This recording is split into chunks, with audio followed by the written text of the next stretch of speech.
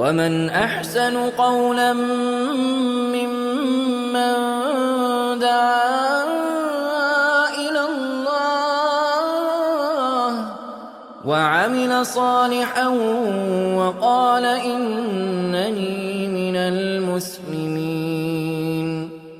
நம் கண்ணுக்கு தெரியாம அது சரி என்ற ஒரு போர்வையிலேயே வட்டி என்ற அந்த மாய சொல்லில் நாம் அதிகமான மக்கள் வீழ்ந்துதான் இருக்கிறோம்.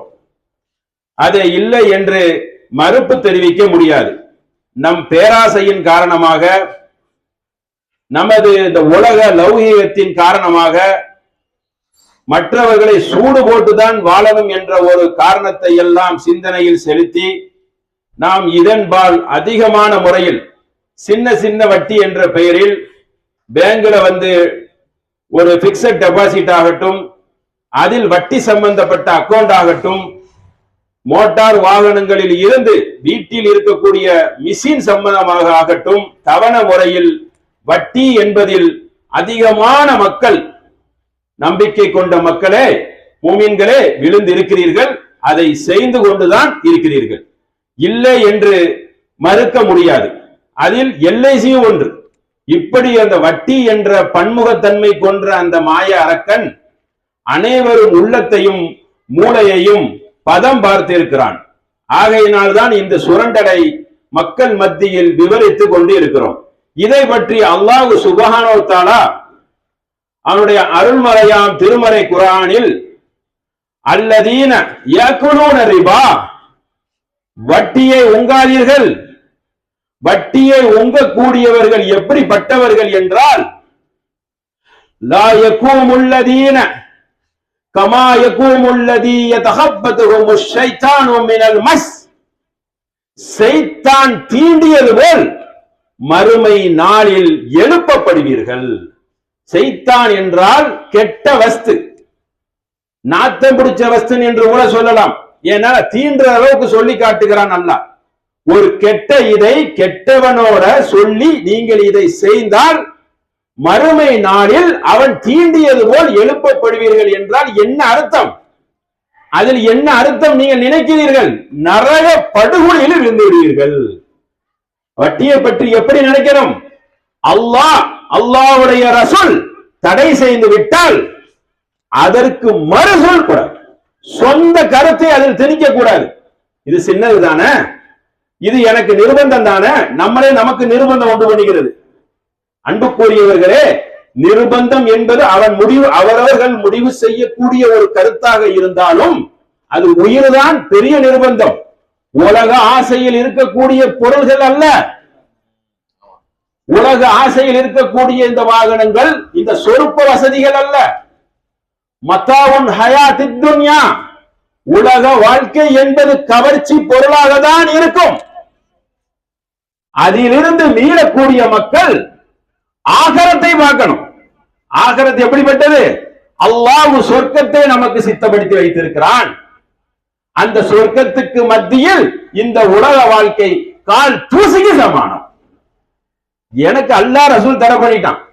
எப்படி ஒரு தங்கத்தை ஒரு ஆண் கையில் போட்டுக் கொள்ள மாட்டார்களோ, எப்படி ஒரு பன்றி இறைச்சி என்று சொன்னால் ஒதுங்கி தலை தெறிக்க ஓடுகிறோமோ, என்ன சொல்லுவோம்?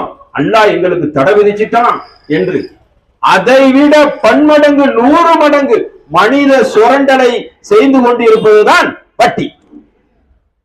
இந்த வட்டிக்கு அல்லாஹ்வே அதுல ஒரு இலக்கணத்தை சொல்லுகிறான். ذَلِكَ بِأَنَّهُمْ قَالُوا مِثْلُ رِبَا பையுல் மிஸ்லு ரிபா. எது தெரியுமா? நீங்கள் வட்டியை வியாபாரமாக செய்கிறீர்கள், அதுதான் நீங்கள் ஷைத்தான் தீண்டியது போல் மறுமை நாளில் நரக படுகொலையில் தள்ளப்படுவீர்கள், எழுப்பப்படுவீர்கள். வியாபாரம். எது வியாபாரம்? வட்டியை பிசினஸோட வியாபாரத்தோட கம்பேர் பண்ணுவது, உதாரணம் காட்டுவது. அது அல்லாஹ்வே விளக்கமாக நமக்கு விளக்கம் அளிக்கிறான். எப்படி கெட்ட கடந்து போன சமுதாயம் யூதர்கள் செய்தார்களோ, அவர்கள் என்ன சொல்லுவார்கள்? இதை செய்துவிட்டு நியாயப்படுத்துவார்கள். என்றைக்கெல்லாம் ஒரு அநீதியை செய்து அதற்கு துணை போற அளவுக்கு அதற்கு உதாரணம் சொல்லி அதை ஏற்று பேசுவோமோ அன்றைக்கு முடிவெடுத்துக் கொள்ளுங்கள், அதில் நாசமாக போகிறோம். இந்த மதுபானத்தை அப்படித்தான் பேசுவார்கள். எல்லாரும் சுத்தி மதுபானம் இருக்கிறது. 1970 அப்புறம் மதுபானம் வருகிறது. ஏங்க மதுபானத்தை கொண்டு வரீங்க? சுத்தி மாநிலத்துல இருக்கிறது, அப்படியே உள்ள வந்துடும். இன்னைக்கு மதுபானம் பயங்கரமான முறை இருக்கு. ஒவ்வொரு பண்டிகை திருநாள்கள் வந்தால் அதிகமாக இருக்கிறது. அதாவது ஒரு அநீதி என்று தெரிந்தால் அதை துணிந்து எதிர்க்கக்கூடியவர்களாக இருக்கணும். அதில் மூமின் முதல் நபராக இருக்கணும். அநீதின் கண்ணுக்கு தெரியுதுல்ல. எதற்கு ஒரு கெட்ட பொருளை சுட்டி காட்டுகிறேன் என்றால் இப்படிதான் அதை ஏத்து பேசுவார்கள். வட்டியை பேசுவார்கள். நாங்களா வாங்குறோம், அவங்க தான் தர்றாங்க. எப்படி? எது தந்தாலும் வாங்குவீங்களா? எது தரணும் எது வாங்கணும் என்று நமக்கு மார்க்கத்தில் இலக்கணம் சொல்லப்படவில்லையா? கண்ணை கட்டி காட்டில் விட்டிருக்கிறதா? எல்லாத்துக்கும் பாக்குறீங்களா? கண்மணி நாயகம் ரசூல் ஸல்லல்லாஹு அலைஹி வஸல்லம் ஹஜ்ரத் இப்படியெல்லாம் பேசுவீர்கள். ஒரு தடையை விதித்தால் அதற்கு என்ன மாதிரி இலக்கணம் பேசுவீர்கள்? சரி கட்ட பார்ப்பீர்கள். அன்புக்குரிய முஃமின்களே, சரி கட்டக்கூடாது, அநீதிக்கு துணை போயிடக்கூடாது. ஒரு வீட்டை லீஸுக்கு எடுக்கிறான், அதற்கும் அப்படிதான் பேசுவான். நாங்க அவங்கள கசக்கி புடிஞ்சு கேட்கலையா? என்னத்தை கசக்கி புடிஞ்சு கேட்கலையா? ரூபாய கொடுத்து போட்டு திரும்ப அதே ரூபால வாங்குற. தெளிவான முறையில் அழகான 1-1-2 மாதிரில வட்டி. அது ஒத்துக்கிறீங்க, ஒத்துக்கிட்டாரு பேசுங்க. ஆமாங்க, வட்டி இல்ல நியாயப்படுத்துறீங்க. பல பேர் இருக்கிறாங்க. ஒப்பந்தம் ஒத்திக்கு என்று குத்தகை அடிப்படையில் அதை நியாயப்படுத்துகிறீர்கள். எங்க இருந்து வந்தது அந்த நியாயம்? அநீதியை எப்பொழுதெல்லாம் நியாயப்படுத்த போறீர்களோ அப்பெல்லாம் சைத்தா உங்களை மெல்ல மெல்ல தள்ளுவான். எங்க தள்ளுவான்? நரக படுகொலிக்கு தள்ளுவான். இஞ்சி பை இஞ்சா, ஸ்லோ மோஷன்ல, பாய்சன் மாதிரி, பழத்துல ஊசி ஏத்துற மாதிரி. அப்ப எப்படி நீங்க நியாயப்படுத்த முடியும்? ஒரு மூமின் ஒரு அநியாயத்தை கண்டால் எதிகி கையினால் தடுக்கக்கூடிய ஒரு கட்டளை நமக்கு இருக்கிறதே, லிசானிகி நாவினால் தடுக்கக்கூடியது இருக்கிறதே. கடைசி பலகீனமானதான ஈமான். இதையெல்லாம் உங்கள் காதில் இந்த வசனங்கள் விழவில்லையா? ஒத்திக்கு அசால்ட்டா இருக்கிறான். அசால்ட்டா எதுல இது எப்படி வட்டிங்கிறான்? இது வட்டி இல்லையா? இது வட்டி, முழுக்க முழுக்க வட்டி.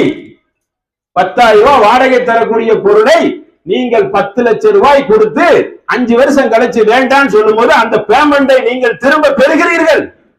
இதற்கு என்ன அர்த்தம்? வேற ஏதோ புதுசா அர்த்தம் வச்சிருக்கீங்களா? எழுதி ஒட்டது வெளிய, புது அர்த்தம், புதியது ஒரு திட்டம், அப்படி சட்டம் நீங்க தான் போடணுமா? இது வட்டி, முழுக்க முழுக்க வட்டி. அந்த வாங்கி போன 1 லட்சம் ரூபாய் அவன்கிட்ட போய் கேளுங்க சொல்லுவான். அப்ப இதே போல ஒரு காரியத்தை செய்து விட்டு நியாயப்படுத்தி விடாதீர்கள். நியாயப்படுத்தாமல் உண்மையை ஒப்பாது கொள்ளுங்க. ஆமாங்க, அப்ப பிக்சட் டெபாசிட்னு ஒண்ணு வச்சிருக்காங்க.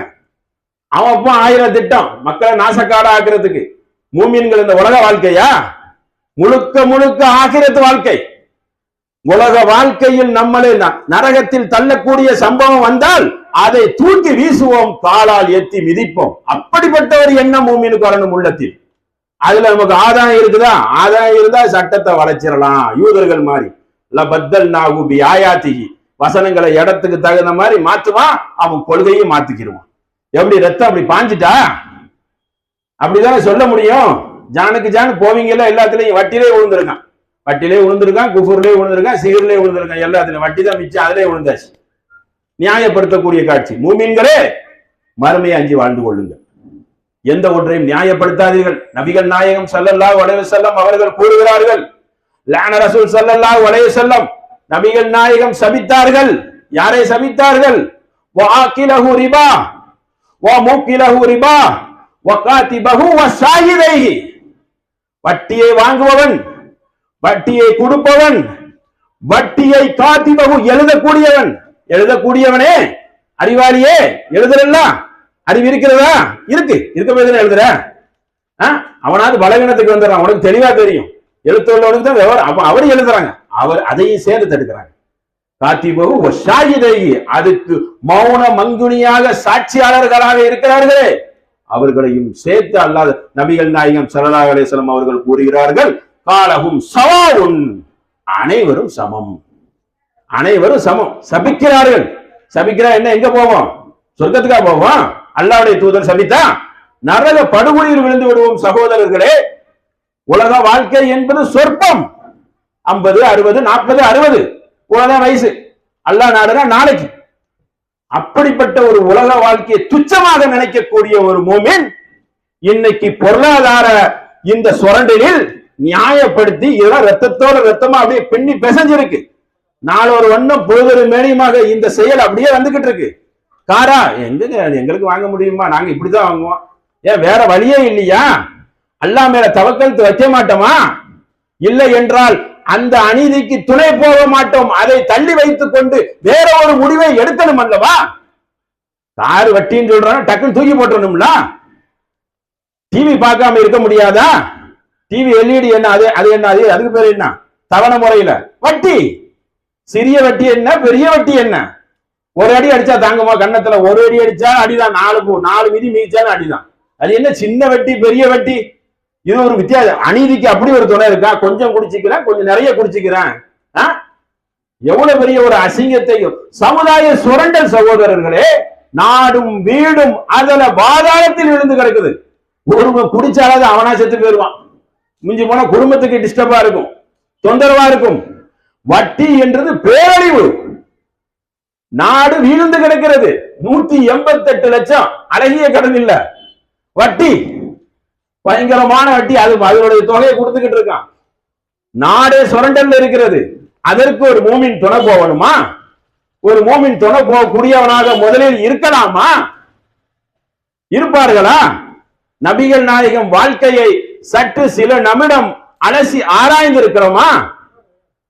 தான் வாழ்க்கையில் தூங்கக்கூடிய தூக்கம், காலை நீட்டினால் மனைவி விழ காலுபடும், சஜிதா சேர்ந்தால் குறுக்க படுக்க முடியாது ஃப்ரீயா. எப்படிப்பட்ட தூக்கம்? கதவை போட்டால் பாய், சஜிதா சேர்ந்தால் காலில் குத்தணும், காலை மடக்கணும். இப்படிப்பட்ட ஒரு எளிய வாழ்க்கை, கடினமான வாழ்க்கை வாழ்ந்த முன்மாதிரி ரசூல் ஸல்லல்லாஹு அலைஹி வஸல்லம் அவர்களின் உம்மத்தில் நாம் வந்து பேராசை கொள்ளலாமா? பேராசையா எங்கேயோ தாண்டி போயிட்டோம். அந்த வாழ்க்கையை என்னைக்காவது ஒரு நாள் உரசி பார்த்து இருக்கிறோமா? அலசி பார்த்து இருக்கிறோமா? சாப்பாடா அவ்வளோ கஷ்டம். 3 மாசத்துக்கு என்ன கிடையாது, விளக்கெறிகிறது கிடையாது, விளக்குக்கு என்ன கிடையாது.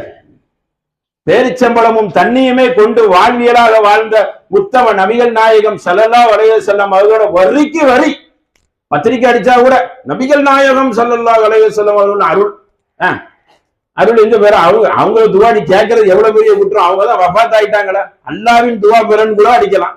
இப்படியெல்லாம் பாசத்தை பயங்கரமான முறையில் பொழிகிறீர்களே, அவர்களுடைய கட்டளை உங்கள் காதில் வந்து விழவில்லையா? அந்த போதனைகள் உங்கள் உள்ளத்தை தொலைக்கவில்லையா? நீங்க தானே பேசுறீங்க, நாங்க பேசுறதோட பயங்கரமா பேசுறீங்களா? மீலாது நபியா கொடிய கட்டு பயங்கரமான முறையில புகழு. அப்ப அவங்க சொன்ன சொல்லு காலில் தூக்கி போட்டு மிதிக்கணும். அப்படியா? வட்டி என்ற சொல், அந்த தீய சொல், அந்த இழிவான சொல், அதற்கு அர்த்தத்தை உள்புரிந்து அல்லாஹ்வுடைய வசனத்தையும் நபிகள் நாயகத்துடைய போதனையை புரிந்திருந்தால், அதற்கு நீங்கள் கட்டுப்பட்டு இருந்தால் உங்கள் கால்கள் வட்டியை நோக்கி போயிருக்குமா? போகுமா? வட்டி கரையை நோக்கி போகுமா? தனக்கு லாபம் அல்லாஹ் குர்ஆன்ல சொல்லி காட்டுறான். இன்னமல் அமாலு வல் ஹக்கி, உங்களுக்கு ஒரு நல்ல செய்தி ஆதாயம் கிடைக்கும் என்றால் அதில் நீங்கள் விழுந்து விடுகிறீர்கள். அதாவது ஆதாயம் ஒண்ணு இருக்குன்னு சொன்னா அதுல படக்குன்னு விழுந்துருவான் யூத மாதிரி. இப்படி பாக்குறான், வட்டி 5 லட்சம் ரூபாய் போட்டா எவ்வளவு கிடைக்கும்? 15 கிடைக்குமா? 15 கிடைக்கும் என்றால் பள்ளி வைத்து விடுவோமா? பணத்துக்கு அப்படியே விழுந்து விடுவோமா? சகோதரர்களே, நபிகள் நாயகம் வாழ்க்கையை கம்பேர் பண்ணா இன்னைக்கு எல்லாரும் நம்ம கோடீஸ்வரர்கள், லட்சாதிபதிகள், அவ்வளவு பெரிய ராஜபோக வாழ்க்கை வாழுகிறோம். என்ன பேராசை! உள்ளத்தில் டாலர்களும் தினார்களும் உள்ளத்தை உங்களுக்கு லௌகீகம் பண்ணிவிட்டது. அதில் வீழ்ந்து விட்டீர்கள். இந்த வார்த்தைகளை எல்லாம் மறந்து விட்டீர்கள். எப்படிப்பட்ட வாழ்க்கை! தன்னுடைய வாழ்க்கையில் அவ்வளவு கஷ்டம். தன்னுடைய குதிரை ஒன்று இல்லாமல் பக்கத்தின் மனிதரிடம் இரவல் கேட்டுக்கொண்டு ஒரு விஷயத்துக்கு போவாங்க. இன்னைக்கு நான் பைக் இல்லாம வாழ முடியுமா? எல்லார்கிட்டையும் பைக் இருக்கு, எல்லாருக்கிட்டையும் காடு இருக்கு, எல்லாருக்கிட்டையும் சொந்த வீடு இருக்கு. அதனால் நான் லோன் போட்டு வீடு கட்டுவேன். லோனுக்காக ஒருத்தவன் இடம் தருகிறான் என்றால் பள்ளிழித்துக் கொண்டு நான் வாங்குவேன். எப்படி வாங்குவீங்க? வட்டி வருத, சாதாரண வீட்டில் இருந்தாலும் இந்த போதனைக்கு நான் உயிரோட்டம் கொடுப்பேன், நான் வாங்க மாட்டேன், என் மார்க்கத்திற்கு நான் மாறு செய்ய மாட்டேன் என்ற ஒரு முடிவை மூமின் எடுக்காத வரைக்கும், அவன் பேராசையை காலில் தூக்கி போட்டு மிதிக்காத வரைக்கும் உங்களிடம் நம்மிடம் இந்த பணம் ஆட்சி செய்யும், இந்த பொருளாதாரம் குடிகொண்டிருக்கும். அல்லாஹ் குர்ஆனில் ஒரு வசனத்தை சொல்கிறான். சகோதர சகோதரிகளே, செவிதாழ்த்தி கேளுங்கள். நீங்கள் வட்டியை வாங்கக்கூடியவர்களாக இருந்தால் இல்லம் தஃஅலு, ஒதுங்கிக் கொள்ளுங்கள். ஒதுங்கிக் கொள்ளுங்கன்னா என்ன அர்த்தம்? ஒதுங்கிக் கொள்ளுங்க, வாங்காதீங்க. வாங்கினீங்கன்னா மறுபடியும் அதுக்கு அர்த்தம் அடுத்து இன்னொரு வசனத்தில் என்ன சொல்கிறான் என்றால், ஹர்பின் மினல்லாஹி வ ரசூலிஹி, அல்லாஹ்வும் அல்லாஹ் ரசூலிடமும் போர் பிரகடனத்துக்கு நீங்கள் ஆயத்தமாகி கொள்ளுங்கள். போருக்கு, யுத்தத்துக்கு. அல்லாஹ்வுடைய யுத்தத்துக்கு போனால் நாம் தாங்க முடியுமா? வட்டிக்கு எதிராக எப்படிப்பட்ட வார்த்தையை அல்லாஹ் சுப்ஹானஹு வ தஆலா உச்சரிக்கிறான், சொல்கிறான். இந்த வசனங்கள் எல்லாம் உங்கள் கண்ணில் உலா வரவில்லையா? காதில் கேட்கவில்லையா? ஹர்ப் என்றால் போர், தனி சண்டை இல்லை. கத்தி கப்பட ஆயுதங்களோட வந்து போருக்கு வருமே. இன்னைக்கு நவீன துப்பாக்கியோட அல்லாஹ் ஊதி தள்ளி விடுவானே, ஒரே சொல்லில் ஊதி தள்ளி விடுவான் என்றால் என்ன அர்த்தம் தெரியுமா? ஒன்று, இந்த உலகத்திலே பரக்கத்தில்லாம அழிந்துவிடும். வட்டி அழியதான் செய்யும், அழிப்பான் அல்லாஹ். மறுமையில் நரக படுகொலிக்கு போவீங்க. அல்லாஹ்வுடைய பிடியில் அவன் அறியாத, என்ன விவரம் இல்லாதவன் அல்லாஹோ அறியாத விதத்தில் விட்டு கொண்டிருக்கிறான். பிடியை பிடித்தால் தாங்க மாட்டோம். அப்ப வாருக்கு வாங்குறான், ஜங்க், போருக்கு வா என்னோட, போருக்கு வந்தால் சின்னாபின்னமாக ஆகிவிடுவோம். இப்படிப்பட்ட வசனத்தை அல்லாஹ் பயன்படுத்தி சொல்கிறான். சகோதர சகோதரிகளே, முழுமையாக ஒதுங்கிக் கொள்ளுங்கள். வட்டி என்ற அந்த தீய சொல்லில் இருந்து முழுமையாக துடை தெரிந்து வெளியே வந்து விடுங்கள். அதை ஆதரிக்காதீர்கள், அதை நியாயப்படுத்தாதீர்கள், அதற்கு உடன்படாதீர்கள்